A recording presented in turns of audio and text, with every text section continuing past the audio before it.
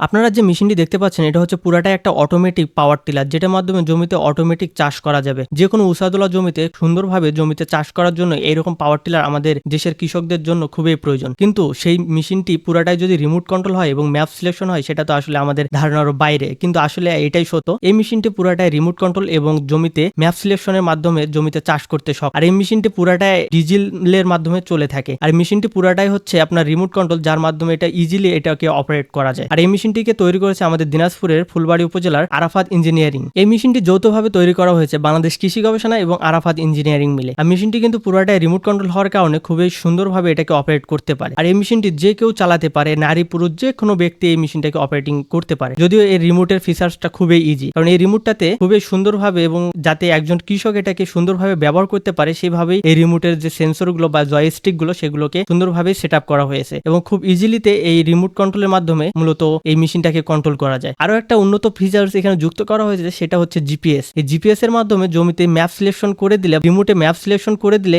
এই পাওয়ার টিলারটি সুন্দরভাবে জমিতে চাষ করতে সক্ষম। আর এই পাওয়ার টিলারে ব্যবহার করা হয়েছে নাঙ্গল। আর নাঙ্গল ব্যবহার করার কারণে খুব সুন্দরভাবে এবং জমির মাটিগুলো খুব সুন্দরভাবে চাষ করতে পারে এবং খুব ভালোভাবে চাষ হয়। আর এই মেশিনটাকে মূলত এখন বাংলাদেশ কৃষি গবেষণায় এখানে যে সায়েন্টিস্টরা আছে তারা মূলত এই মেশিনটাকে চালিয়ে দেখতেছে এবং এটা অপারেটিং করে দেখতেছে। সেই সাথে আমিও এটাকে চালানোর চেষ্টা করছি যে এটা আসলে কিভাবে এর অপারেটিং সিস্টেমটা কাজ করে, এবং আমিও এটাকে খুব ইজিলি এটা চালাতে পারছি। যদিও আমি এটাকে নিজে হয়তো এর রিসার্চ সম্পর্কে জানি না, কিন্তু আমি এটাকে শুনে নিয়ে আমি এটাকে চালানোর চেষ্টা করছি এবং খুব ইজিতে এটাকে কন্ট্রোল করতে পারছি। এতে করে আমার মনে হয়েছে যে একজন সাধারণ কৃষক এটাকে সুন্দরভাবে এটাকে অপারেটিং করতে পারে, কারণ একটা পাওয়ার টিলার চালাতে গেলেও কিছুটা দক্ষতা প্রয়োজন হয়, কিন্তু এই রিমোট কন্ট্রোলটাতে আসলে ততটা দক্ষতা না হলেও হবে, কারণ এই রিমোটটাকে সুন্দরভাবে এবং একজন কৃষক যাতে ইউজ করতে পারে সেভাবে এর ফিচার্স গুলো সাজানো হয়েছে। আর এই জন্য এই মেশিনটি বলা যেতে পারে আমাদের দেশের কৃষকদের জন্য অনেক উপকার হতে পারে এবং আমাদের দেশের কৃষকেরা এটাকে সুন্দরভাবে ব্যবহার করতে পারবে। যদিও আমাদের এটা ধারণার বাইরে ছিল যে বাংলাদেশে হয়তো এরকম টেকনোলজি আসা খুবই টাফ, কিন্তু আসলে আমাদের দেশের মানুষের যে এত সুন্দরভাবে টেকনোলজি এবং এই সুন্দর সুন্দর প্রতিভা আছে যেগুলো আসলে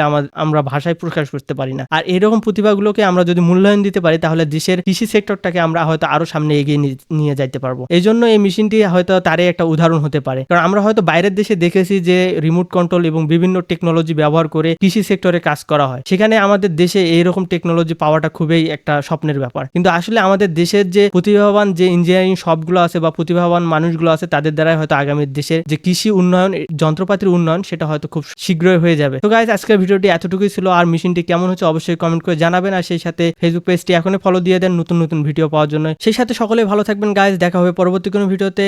আল্লাহ হাফেজ।